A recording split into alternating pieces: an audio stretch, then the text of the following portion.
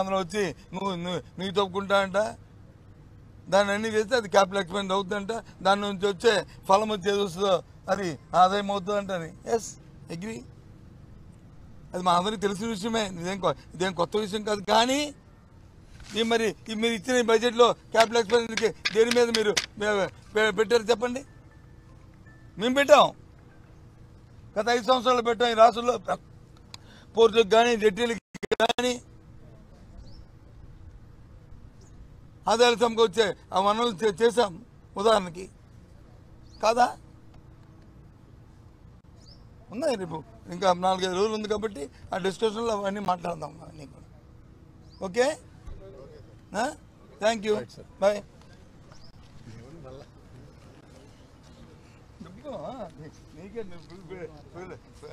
సుధాకర్ గారు సింపుల్గా ఒక్క నిమిషం మాట్లాడతాను. రవిబాబు ఎమ్మెల్సీ. నేను అంకెలే తప్ప అభివృద్ధి కానురానటువంటి బడ్జెట్ ప్రసంగం ఇది. బడ్జెట్ స్టార్ట్ చేసిన నుంచి కూడా చివరి దాకా ముఖ్యమంత్రి గారిని లోకేష్ గారిని పొగడానికి సరిపోయింది తప్ప వాస్తవాలు ఎక్కడా కూడా అందులో ప్రతిబింబించాల. ఎప్పుడైనా సరే బడ్జెట్ అనేది భవిష్యత్ తరాలకు సంబంధించినటువంటి ఆలోచనల పట్ల క్లారిటీ ఉండాలి.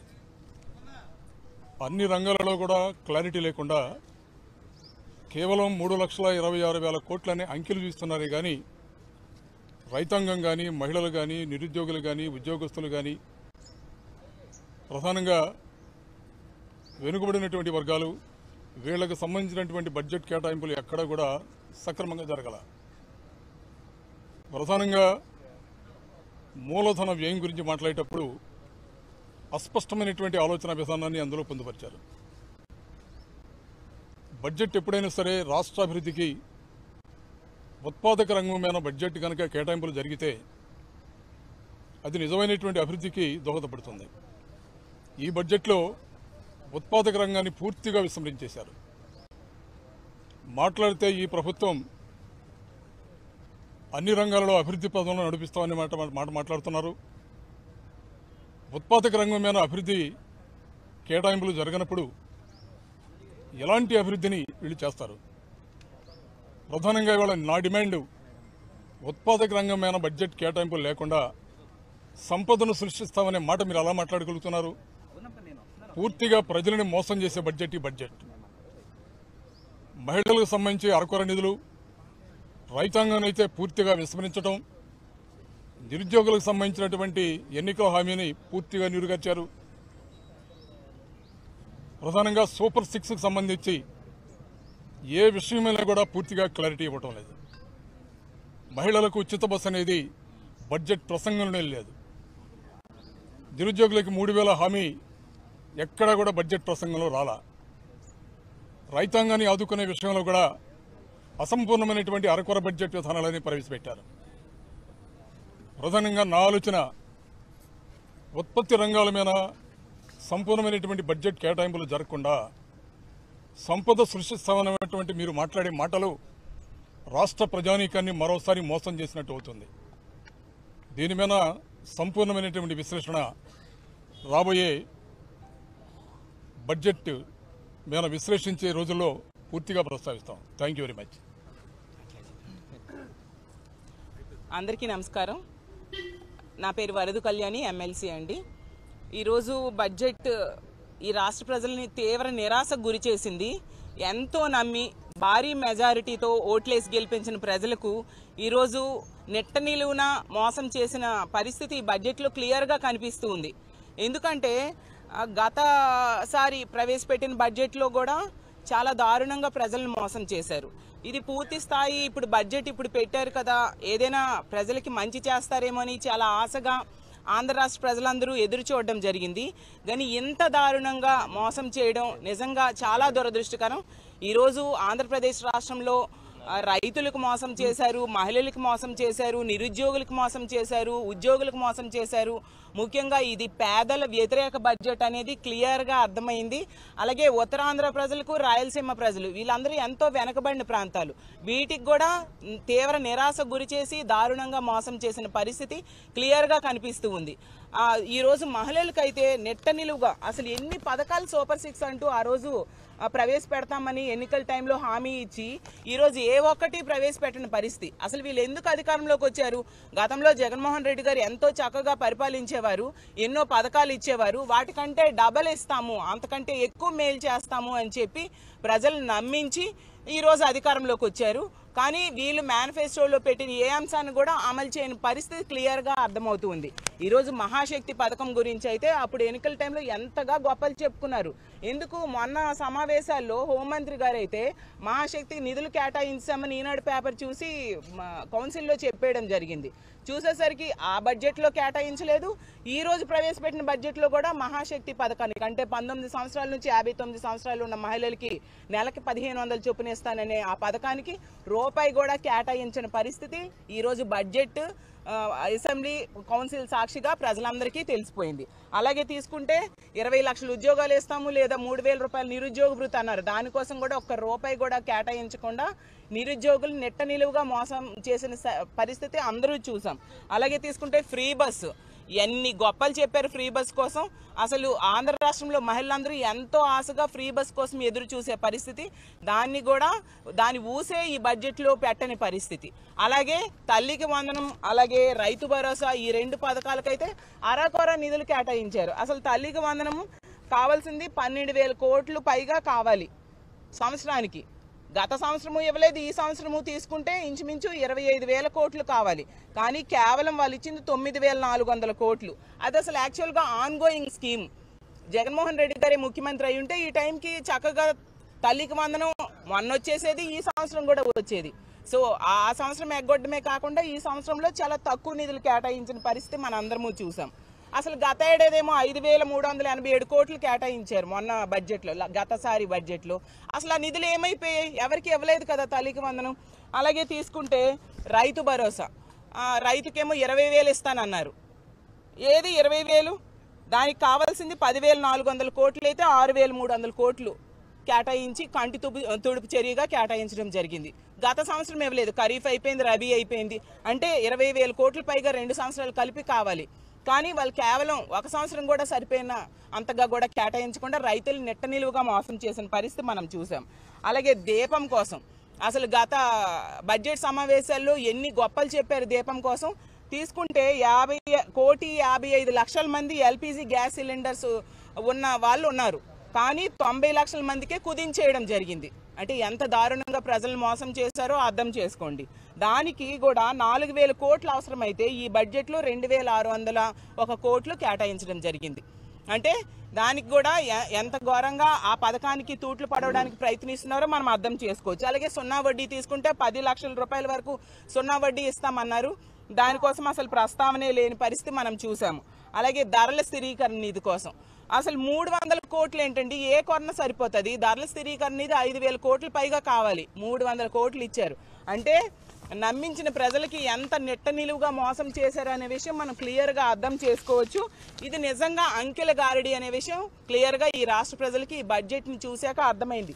అసలు ఎప్పుడు కూడా గతంలో వాళ్ళు బడ్జెట్లో ఏం చేస్తారు, అప్పులేంటి, ఖర్చులేంటి, ఈ ఆదాయం ఎలాగా, ఇవి చెప్పుకుంటారు. కానీ ఈ బడ్జెట్లో తీసుకుంటే ఎంతసేపు కూడా గత ప్రభుత్వాన్ని తిట్టడం, ఈ ప్రభుత్వంలో గౌరవ మంత్రి గారైన లోకేష్ గారి గురించి పొగడ్డం, అదే పనిగా పెట్టుకున్నారు తప్ప వీటి మీద కాన్సన్ట్రేషన్ లేదు.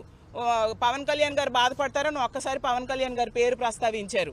ఈ లోకేష్ గారిని పొగడ్డానికి చూపించే శ్రద్ధ ఈ ఇచ్చిన హామీలు అమలు చేయడంలో ఉంటే ఎంతో బాగుండేదని మేము భావిస్తూ ఉన్నాము. అసలు బడ్జెట్ ద్వారా అసలు వీళ్ళ పరిపాలన ద్వారా రాష్ట్రం పురోగమనంలోకి తీసుకెళ్లాల్సింది, వీళ్ళు చేసిన పనుల ద్వారా తిరోగమనంలోకి వెళ్లే పరిస్థితి మనం క్లియర్గా చూస్తూ ఉన్నాము. అసలు ఈ కూటమి ప్రభుత్వం ఎలా ఉందంటే ఎన్నికల టైంలో ఎన్నో హామీలు ఇచ్చి ఈరోజు ఏ ఒక్కటి అమలు చేయడానికి శ్రద్ధ చూపించట్లేదు. ఏరు దాటాక తెప్ప తగలేసే పరిస్థితిలో వీళ్ళు పరిపాలన సాగిస్తున్నారు అనేది ఇప్పుడు ప్రవేశపెట్టిన బడ్జెట్ ద్వారా మరొకసారి తేటతెల్లమైంది. ప్రజలందరూ కూడా దీన్ని గమనిస్తూ ఉన్నారు. రానున్న రోజుల్లో ఎలాగో బడ్జెట్ మీద చర్చ ఉంటుంది. దాని మీద వీళ్ళు ఏ విధంగా ప్రజలను మోసం చేశారు, వీటన్నిటికీ వాళ్ళు ఎన్నికల్లో ఇచ్చిన హామీలన్నీ అమలు చేసి తీరాలి అని మా వైఎస్ వైఎస్ఆర్ కాంగ్రెస్ పార్టీ తరఫున ప్రభుత్వం మీద ఒత్తిడి చేస్తాము. ఇలాంటి నిరాశాజనకమైన బడ్జెట్ ప్రవేశపెట్టినందుకు నిజంగా చాలా బాధగా ఉందని తెలియజేసుకుంటూ సెలవు తీసుకుంటున్నాను.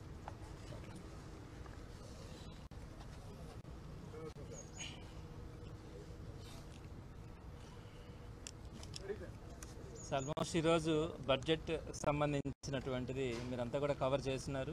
ఇప్పుడు మా పార్టీ సభ్యులైనటువంటి అందరూ కూడా ఈ సంక్షేమ పథకాల్లో ఏ విధంగా ప్రజలు మోసగించబడ్డారన్నది స్పష్టంగా కూడా తెలియజేయడం జరిగింది. కొన్ని పథకాలు అయితే ప్రధానంగా ఆడబిడ్డ నిధి సంవత్సరానికి 18,000 రూపాయలు ఇస్తారన్న దాని గురించి కనీసం అసలు మెన్షన్ కూడా చేయలేదు. అసలు ఈ సంవత్సరం కాకుండా నెక్స్ట్ ఇయర్ నుంచి అయినా ఇస్తామని కానీ దాని గురించి ఎక్కడా కూడా ప్రస్తావన చేయలేదు. అదే జగన్మోహన్ రెడ్డి గారు అయితే దానికి చాలా వాల్యూ ఇచ్చినారు. అంటే ఇంచుమించుగా 18,500 రూపాయలు సంవత్సరానికి ఇవ్వడం కానీ, వారికి ఉన్నటువంటి డ్వాక్రా లోన్స్ని క్యాన్సిల్ చేయడం కానీ, వీటన్నిటిని కూడా అనేక పథకాలు మహిళల కోసం చేపడితే ఈరోజు కనీసం దాని గురించి ఊసి కూడా లేదు. సో ఇలా మిగిలినటువంటి పథకాలలో కూడా చాలా విపరీతమైనటువంటి కోతలు కూడా విధించినారు. సరే, నేను దాని గురించి ప్రస్తావనకు పోవట్లా. నేను ప్రధానంగా ఏం చెప్తానంటే, మొన్నటి ఎలక్షన్స్లో అంటే వీరు ఒక సంవత్సరం క్రితం ఎలక్షన్స్కి వెళ్ళినప్పుడు ప్రధానంగా ఎంప్లాయీస్ని అన్ఎంప్లాయీస్ని బాగా క్యాష్ చేసుకున్నారు. వారికి చెప్పినటువంటి అబద్ధాలు మోసాలు ఈరోజు అన్నీ కూడా ఎక్కడ కూడా ఒక్కటి కూడా అమలు పరిచే విధంగా వీళ్ళు ఎక్కడ కూడా కనిపించట్లా. జగన్మోహన్ రెడ్డి గారు ఆ రోజు 2019లో ఫస్ట్ సంతకంగానే అంటే మొట్టమొదటి క్యాబినెట్లోనే ఐఆర్ ప్రకటించినారు, 27% ఐఆర్ ప్రకటించినారు. సో ఆ విధంగా తర్వాత పీఆర్సీలో కొంత కోవిడ్ వల్ల 23% పీఆర్సీ పెట్టినప్పటికీ కూడా ఎక్కడ కూడా ఎంప్లాయీస్ అందరికీ కూడా ఒక హ్యాపీగా ఉండేటట్టుగా మొదట్లోనే ఐఆర్ ప్రకటించడం కానీ వారికి శాలరీస్ అన్నీ కూడా అలా ఇవ్వడం కూడా జరిగింది.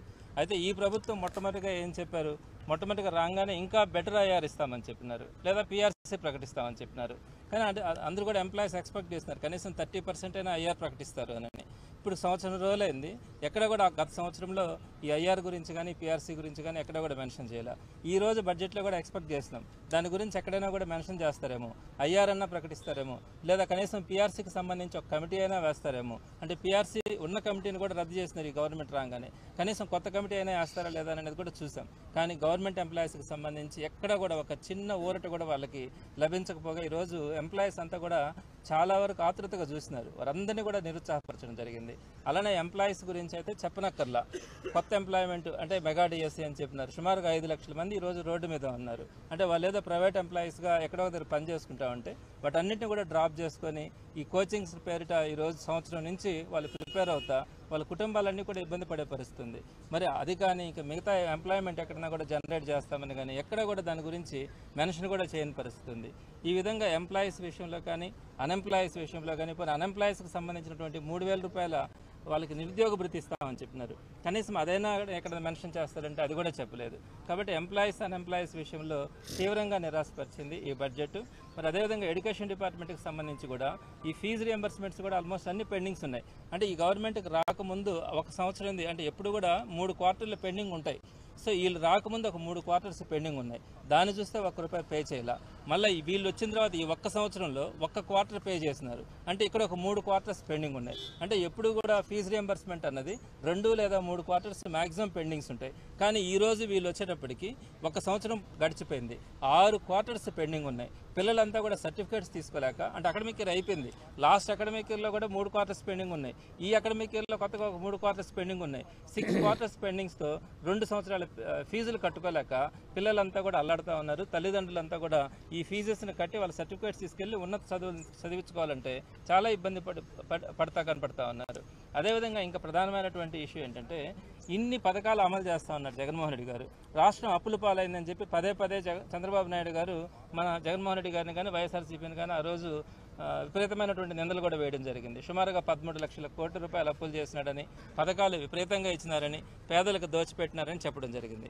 ఈరోజు ఈ బడ్జెట్ ఇచ్చినటువంటి దీంట్లో వాళ్ళు మెన్షన్ చేసింది, జగన్మోహన్ రెడ్డి గారు 2023-24కు సంబంధించి అన్ని పథకాలు అమలు చేసినా కూడా కేవలం 79,000 కోట్లు మాత్రమే అప్పులు చేసినట్టుగా ఈ దీంట్లో మెన్షన్ చేశారు. అంటే దీంట్లో ఒక వాస్తవాలు ఉంటాయి ఈ బుక్లో. అదే ఇప్పుడు ఈయన ఏ పథకాలు అమలు చేయకుండానే ఈ రాబోయే అకాడమిక్ ఫైనాన్షియల్ ఇయర్లో 104,000 కోట్ల అప్పులు చేస్తానని చెప్పారు. ఒకే ఒక్క ఏడాదికి ఏ పథకాలు కూడా అమలు చేయకుండానే 104,000 కోట్ల అప్పులు చేస్తానన్నాడు. గడిచిన సంవత్సరంలో ఎన్ని కోట్లు చేశానన్నారు? 98,576 కోట్ల అప్పులు చేశానని చెప్పాడు మొన్నటి సంవత్సరం. ఎక్కడైనా ఒక్క పథకమైనా ఇచ్చారా? ఆ గ్యాస్ సిలిండర్ ఒక్కటి ఇచ్చారు, అది కూడా దానికి కూడా చాలా తక్కువ బడ్జెట్. అది తప్ప ఇంకెక్కడైనా కూడా ఒక్క పథకం కూడా లేదు. మరి జగన్మోహన్ రెడ్డి గారు అన్ని పథకాలు అమలు చేసి కూడా కేవలం 79,000 కోట్ల అప్పులు ఆయన ఉన్న టైంలో జరిగితే ఈయన ఏ పథకాలు అమలు చేయకుండా 98,000 కోట్ల అప్పులు చేసి ఇప్పుడేమో కొత్తగా నాకు 104,000 కోట్లు నేను అప్పులు చేస్తానన్నాడు. ఏమైనా ధర్మమా?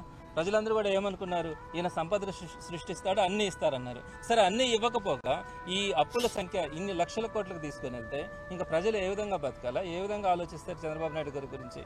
సో ఈ విధంగా అన్నీ కూడా పచ్చి అబద్ధాలు కూడా చెప్పడం జరిగింది. మన గవర్నర్ గారి ప్రసంగంలో కూడా చాలా వరకు మెన్షన్ చేయడం జరిగింది. సో మేము మాట్లాడుతూ ఉన్నప్పుడు వాళ్ళు అడ్డుకోవడం తప్ప మాకు సమాధానాలు చెప్పే పరిస్థితి కనిపించట్లా. రాబోయే రోజుల్లో ఖచ్చితంగా ఇంకో 13-14 రోజుల పాటు బడ్జెట్ సెషన్స్ జరుగుతాయి. తప్పకుండా కూడా వైఎస్ఆర్సీపీ తరఫున ప్రజలకు కావాల్సినటువంటి అవసరాలు కానీ, ప్రజలకు ఏవైతే హామీలు ఇచ్చినారో వాటన్నిటినీ కూడా ఖచ్చితంగా ప్రశ్నించడం జరుగుతుంది. సార్, బీసీల నియామకానికి సంబంధించి లోకేష్ గారు ఆధారాలు ఇస్తే జ్యుడిషియల్ ఎంక్వైరీ చేస్తా ఉన్నారు సార్. మీరు ఆధారాలు ఇస్తామని కూడా అన్నారు. ఎప్పుడు ఇస్తున్నారు సార్? ఆ రోజున ఇచ్చారు కదా.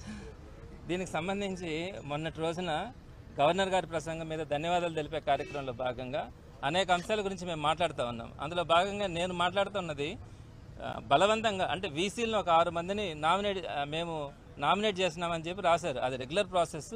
కానీ టోటల్గా 19 మంది వైస్ ఛాన్సలర్స్ మన రాష్ట్రంలో ఉంటే దేశంలో ఎక్కడా లేని విధంగా ఒక్క ఆంధ్ర రాష్ట్రంలోనే, అది కూడా ఈసారి మాత్రమే ఈ గవర్నమెంట్ రాగానే 17 మంది వైస్ ఛాన్సలర్ దగ్గర బలవంతంగా రాజీనామాలు చేయించినారని నేను మాట్లాడడం జరిగింది. దానికి లోకేష్ గారు ఏం చెప్పారు, నేను ఛాలెంజ్ చేస్తా ఉన్నాను, మీ దగ్గర ఆధారాలు కనుక్కుంటే నేను ఎంక్వైరీ వేస్తాను అన్నాడు. ఎస్, మేము ఆధారాలు ఇస్తామని చెప్పి ఆ రోజు మాట్లాడుతూ ఉంటే కనీసం మాకు మైక్ ఇవ్వకుండా, మాతో కనీసం మాట్లాడనివ్వకుండా అర్ధాంతరంగా సభను క్లోజ్ చేయించడం కూడా జరిగింది. అదేవిధంగా ప్రెస్ మీట్ కూడా నిన్న పెట్టడం జరిగింది. రేపు 3వ తారీఖున మేము సబ్మిట్ చేస్తా ఉన్నాం మా దగ్గర ఉన్నటువంటి ఆధారాలని. వెరీ క్లియర్ ఎవిడెన్సెస్ ఉన్నాయి. వాటిలో ఫస్ట్ ఎవిడెన్స్ ఏంటంటే రిజిగ్నేషన్ ఏదైతే వైస్ ఛాన్సలర్స్ ఇచ్చినారో అక్కడ మెన్షన్ చేస్తున్నారు క్లియర్గా, ఆంధ్రప్రదేశ్ గవర్నమెంట్ నుంచి వచ్చినటువంటి instructions, AP state council higher education chairman ఇచ్చినటువంటి ఓరల్ ఇన్స్ట్రక్షన్స్ ద్వారా మేము రిజైన్ చేస్తున్నామన్నారు. మూకుమ్మడిగా 17 మంది వైస్ ఛాన్సలర్ రాజీనామా చేసిన సంఘటన దేశంలో ఎక్కడా లేదు. ఆ 17 మంది రాజీనామాల పత్రాల్లో కూడా మెజార్టీ అందరూ కూడా ఈ పదాన్ని మెన్షన్ చేయడం జరిగింది. అక్కడ మీకు అర్థం కాలేదా బలవంతంగా వాళ్ళ దగ్గర చేయిస్తా ఉన్నామని? అదేవిధంగా రెండోది కూడా ఈ వైస్ ఛాన్సలర్ దగ్గరికి వెళ్ళి నేను ఈరోజు ఇక్కడ మాట్లాడడానికి కొంచెం సిగ్గుపడతా ఉన్నాను. వాళ్ళతో మాట్లాడినటువంటి పదాలు చాలా అభ్యంతరకరంగా, కొట్టన వెళ్ళి 100 మంది ఆ వైస్ ఛాన్సలర్స్ మీద దాడులు చేసి మీరు రాజీనామా చేస్తారా లేదని చెప్పి రాజీనామాలు చేయించిన వీడియోస్ మా దగ్గర ఉన్నాయి. ఆ వీడియోస్ని కూడా సబ్మిట్ చేయడం జరుగుతుంది. అదేవిధంగా ప్రెస్లో అప్పుడు వచ్చినటువంటి వైస్ ఛాన్సలర్స్ మీద దాడుల గురించి ప్రెస్లో వచ్చినటువంటి ఫొటోస్ కానీ, న్యూస్ క్లిప్పింగ్స్ కానీ వాటిని కూడా ఎంక్లోజ్ చేయడం జరుగుతుంది. అదేవిధంగా ఆ రోజు ఉన్నటువంటి హైయర్ ఎడ్యుకేషన్ ప్రిన్సిపల్ సెక్రటరీ అందరూ వైస్ ఛాన్సలర్స్కి ఫోన్ చేసి 2 days లోపల మీరు రిజైన్ చేయాలని చెప్పి మాట్లాడడం కూడా జరిగింది. సో ఈ ఎవిడెన్స్ అన్నింటినీ కూడా రేపు 3వ తారీఖున ఎడ్యుకేషన్ మినిస్టర్ లోకేష్ గారికి ఇవ్వడం జరుగుతుంది. తప్పకుండా మేము డిమాండ్ చేయడం కూడా జరుగుతుంది. జ్యుడిషియల్ ఎంక్వైరీ వేయాలా, ఇక్కడ ఈ విధంగా తప్పు జరగకుండా ఇంకొకసారి ఎక్కడా కూడా అంటే హైయర్ ఎడ్యుకేషన్ ఎక్కడైతే బాగుంటుందో ఆ సొసైటీకి కానీ, ఆ రాష్ట్రం, ఆ దేశానికి కూడా ప్రపంచంలో మంచి గుర్తింపు వచ్చే అవకాశం ఉంటుంది. అటువంటి సిస్టమ్నే పాడు చేసే పరిస్థితి ఉండకూడదు.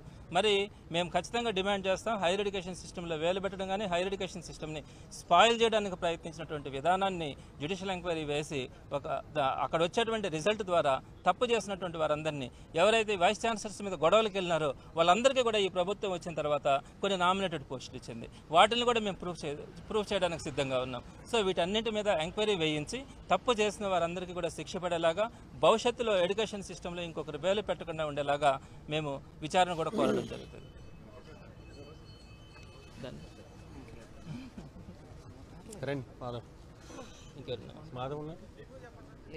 అంతేనా? సుత్తి లేకుండానే. అందరికీ నమస్కారం. ఈరోజు ఈ రాష్ట్ర ప్రభుత్వం, ఈ కూటమి ప్రభుత్వం ప్రవేశపెట్టినటువంటి బడ్జెట్ కేవలం అంకిలిక్ గారిడిగా మాత్రమే తప్ప ఈ రాష్ట్రంలో ఉన్నటువంటి పేద ప్రజలకు కానీ, బీసీలకు కానీ, ఎస్సీలకు కానీ, ఎస్టీలకు కానీ ఏ విధమైనటువంటి సంక్షేమం చేకూర్చే విధంగా లేదు. ఎందుకంటే మీరు సూపర్ 6లో చెప్పిన విధంగా ఈ సంవత్సరం పయ్యావుల కేశవర్ గారు 3,22 కోట్ల రూపాయలతోటి బడ్జెట్ను ప్రవేశపెట్టాడు. మరి ఈ బడ్జెట్లో ఎంతసేపు ఆత్మస్తుతి, పరనింద, ఒకరికొకరు పొగుడుకోవడం తప్ప ఇందులో ప్రజలకు ఏ విధమైనటువంటి లబ్ధి చేకూర్చే కార్యక్రమం లేదు. ఎందుకంటున్నానంటే ఎంచోపు గత ప్రభుత్వం అప్పులతో ముంచేసింది, ఈ రాష్ట్రాన్ని సర్వనాశనం చేసిందని చెప్తున్నటువంటి మీరు ఈ బడ్జెట్ సమావేశాలు అయ్యేటప్పటికీ మీరు 1,19,000 కోట్ల రూపాయల అప్పులు చేశారంటే మీరు చేసినటువంటి అప్పుల్ని ఏ ప్రజలకు ఇచ్చారో సమాధానం చెప్పాలని చెప్పేసి ఈ సందర్భంగా నేను డిమాండ్ చేస్తున్నాను. అదే సందర్భంలో ఆ రోజు ఎన్నికల సమయంలో నారా చంద్రబాబు నాయుడు గారు ప్రతి మీటింగ్లో చెప్పారు, ఒక విద్యార్థి ఉంటే 15,000 ఇస్తాం, ఇద్దరుంటే 30,000 ఇస్తాం, నలుగురుంటే 60,000 ఇస్తాం, ఎంతమంది ఉంటే అంతమంది ఇస్తానని చెప్పేసి చెప్పినటువంటి చంద్రబాబు నాయుడు గారు ఈవేళ తల్లికి వందనం కార్యక్రమంలో కోత పెట్టడం జరిగింది. మరి అదేవిధంగా మరి నిరుద్యోగ భృతి ఎక్కడా కూడా ప్రస్తావించిన పరిస్థితి లేదు. మా సోదరులందరూ చెప్పారు, మా సభ్యులు చెప్పారు. అదేవిధంగా చేనేత కార్మికులు ఈ రాష్ట్రంలో చాలా ఇంపార్టెంట్ విషయం. చేనేత కార్మికులను ఆదుకునే కార్యక్రమంలో ఈ బడ్జెట్లో ఎక్కడా కూడా కేటాయింపులు లేవని చెప్పేసి ఈ సందర్భంగా మనం చేస్తున్నాను. అదే సందర్భంలో గృహ నిర్మాణం మరి పల్లెటూరులోకి వచ్చేటప్పటికి 3 సెంట్లు భూమి ఇస్తానన్నారు, పట్టణాలకు వచ్చేటప్పటికి 2 సెంట్లు భూమి ఇస్తానన్నారు. ఎక్కడా కూడా బడ్జెట్లో కేటాయింపులు లేవని చెప్పేసి సందర్భంగా మనం చేస్తున్నాను. మీరెంతసేపు తండ్రిని కొడుకుని తండ్రిని పొగుడుకోవడం తప్ప ఎక్కడా కూడా బడ్జెట్ లేదు. ఇది బీసీలని మోసం చేసింది, ఎస్సీలని మోసం చేసింది, ఎస్టీలని మోసం చేసింది. ఇన్ని మోసాలు చేస్తూ మా సభ్యులు మేము మండలంలో కానీ లేదా మండలంలో మేము ప్రస్తావించినప్పుడు ఎంతసేపు మా నోరు నొక్కడానికి మరి వారు ప్రయత్నం చేస్తున్నారు తప్ప ఏదైనా అడుగుతుంటే గట్టిగా అడుగుతుంటే వారు రాసుకున్నటువంటి రెడ్ బుక్ రాజ్యాంగం ద్వారాగా మేము కేసులు పెడతాం, మేము అరెస్టులు చేస్తామని చెప్తున్నారు తప్ప మీరు పాలనే పూర్తిగా ఈ సంవత్సర కాలంలో విస్మరించారని చెప్పి సందర్భంగా మనవి చేసుకుంటూ ఈ బడ్జెట్ పూర్తిగా అంకెలి గారిడి తప్ప ప్రజలకు ఒరిగింది ఏమీ లేదని చెప్పి సందర్భంగా తెలియపరుస్తున్నాం.